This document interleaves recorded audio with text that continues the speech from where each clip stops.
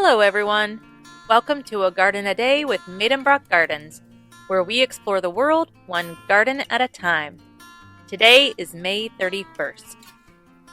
Today's garden might be located a bit off the beaten path, but its purpose is on the map.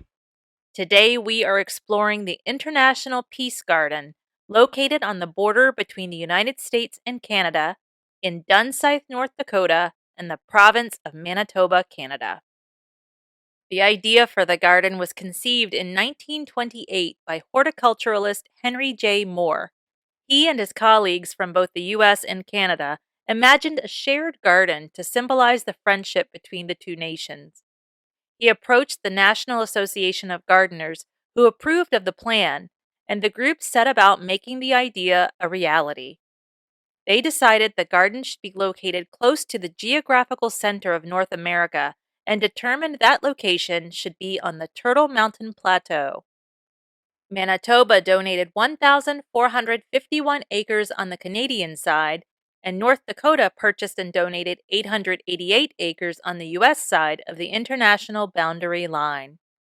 The group hired a landscape architect from Minneapolis to help design the garden, and by 1934 the Civilian Conservation Corps set to work building the garden.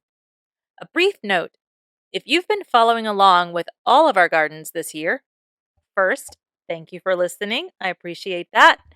But second, you will recognize the Civilian Conservation Corps. Add this garden to the list of gardens built during the Great Depression as part of Franklin Roosevelt's New Deal. The garden was dedicated in 1932 and witnessed by a group of 50,000 visitors. A simple stone cairn was placed on the 49th parallel, inscribed with this statement: "To God and His glory, we two nations dedicate this garden and pledge ourselves that as long as man shall live, we will not take up arms against one another."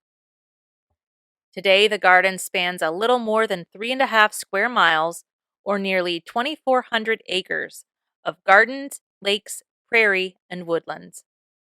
More than 150,000 flowers are planted in the garden each year. In 1964, Bulova donated a floral clock to the garden. Measuring 18 feet in diameter, the clock is a replica of the original clock in Bern, Switzerland. Each year, the clock is planted with 2,000 flowering annuals. More than 80,000 flowering annuals and perennials are found in the formal gardens. There are several gardens to explore: a kitchen garden, pollinator garden, an all-American selection garden, a sunken garden, as well as terraces, fountains, and sculptures.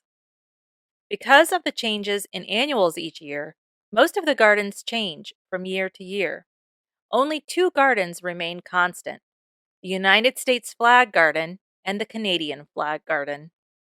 The Peace Garden does allow camping and provides picnic areas, hiking and biking trails, as well as boat launches for canoeing and kayaking. During winter, cross-country skiing is a popular pastime in the garden.